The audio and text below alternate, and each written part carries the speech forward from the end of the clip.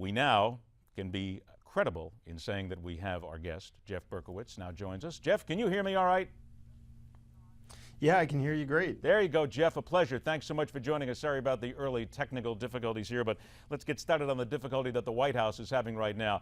First of all, your reaction to Dianne Feinstein and some of her comments, because it does seem to many as if that the White House maybe didn't expect to get this kind of pushback from their own party. You know, this White House has huge challenges, not just with congressional Republicans, but they've always taken the congressional Democrats for granted. And when you're in this sort of a situation, a second midterm of a president who has horrible approval ratings at the moment, he is a weight around their necks. They don't need to support his reelection. You're going to see more of them start to break away and try and save themselves. But it's a sinking life raft off a sinking ship. And I think that whether they try and distance themselves or not, those who are up for reelection are going to have a huge challenge due to the president's approval ratings based on these sorts of incidents. Could the White House, though, not have seen, let's be very honest here, Jeff, we have some very intelligent people in Washington, certainly in the Obama administration. Could they not have seen that this was a possibility, that this would happen, that their own people, as you said, would simply just want to abandon them at this point because there's really nothing for them to gain? You know, they should have seen that, and they also should have seen that the Bergdahl situation was so poorly handled, and it seems obvious from those of us outside the bubble of the White House that this would have been a huge blowback on them for rescuing this person with such a high price to pay of these 5 very senior Taliban and Al-Qaeda affiliated prisoners, that this was going to raise a lot of questions that they weren't prepared to answer. But I think they're stuck in a bubble of the White House. When I was at the White House in the Bush administration, a lot of us used to joke that there needs to be a "this is screwed up" button. We might have used a little bit different term, but this is TV. For situations like this, when you kind of see the train coming down the tracks, and there ought to be somebody stopping it, and there clearly isn't that person in this White House who is saying to the president and the people around him, wait a minute, you're going to trade for one American soldier who may or may not have deserted, you're going to trade 5 senior Taliban officials and put them in a position to be back on that battlefield killing more Americans? Is that really the best option that we have? And if it was, then they should have been prepared to go up to congressional leadership on both sides and make that case before making this deal. And they clearly thought that they could just get away with it because they're the Obama White House, and that's an arrogance that has caught up to them. Now, this brings up an interesting point, because in the New York Times on Sunday, and I'm going to quote here, the question is raised here, why the 5 were released without any commitments to a larger agreement under which the Taliban would renounce international terrorism and begin a process of reconciliation with the government of Afghanistan. There it is right there. The question is why they were released without any commitments to a larger agreement. What's the thinking in Washington now on both sides as to why this didn't happen in the first place? I think the thinking in Washington outside 1600 Pennsylvania Avenue is, what in the world were they thinking? This was a bad deal, but Obama in his foreign policy has a long history now of making very bad deals. He does not know how to negotiate with other countries. We saw that with Syria. We saw that with the Israeli-Palestinian situation. We saw that with Russia on a number of different issues. He does not understand how to bargain and win. Okay, then let's take it to this point now. We talk about winning. In your opinion now, you've been close to the White House, you know what goes on Pennsylvania Avenue. How do they win from this, if they can win? Now, let's put it this way. Can they even win at this point? Sure. Well, this comes back to the basic advice I give all the crisis clients that come in my door, which is it's never the crime, it's the cover-up. You have to come clean now. You have to make amends.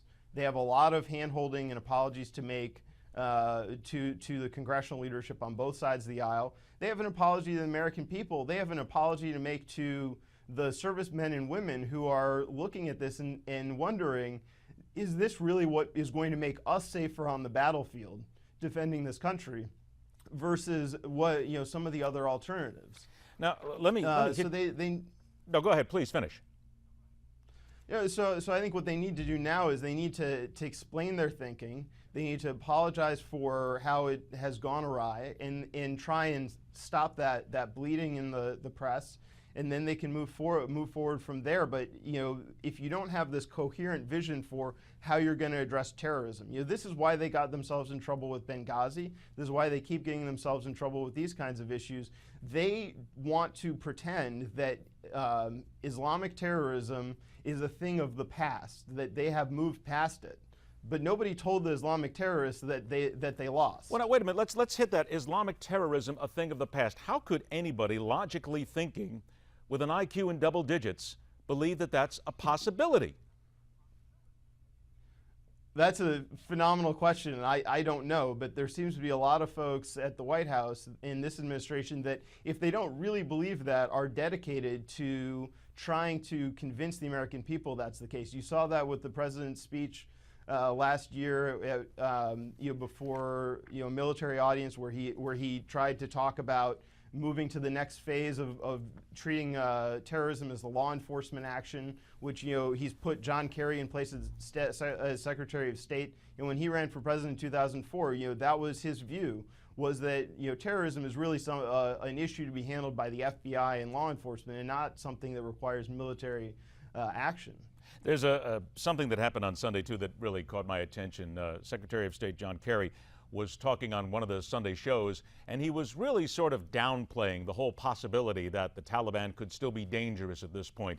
It was almost, and again, I'm paraphrasing here at this point, it was, don't worry about it. We have the people in place. We can take care of anything that happens. Don't be too worried about their threats. Wait a minute, though. Shouldn't we still be worried about the threats? Because I go back then to what Mike Rogers said, the chairman of the House Intelligence Committee. He countered that by saying, we've made a serious geopolitical mistake. So on one side you have saying serious mistake, on the other side you have the administration saying, don't worry guys, we can take care of this. Isn't that just a little dangerous to downplay things so much to the American public? Shouldn't we be more honest with them? It's very dangerous, and even his own former Undersecretary of State, Undersecretary of Defense, has said recently that they need to stop downplaying it, because what they've done is they made a decision: we're out of Afghanistan, or for the most part by the end of the year, and they, come hell or high water, they're going to keep to that deadline. They are not paying attention to the facts on the ground and whether the situation on the ground warrants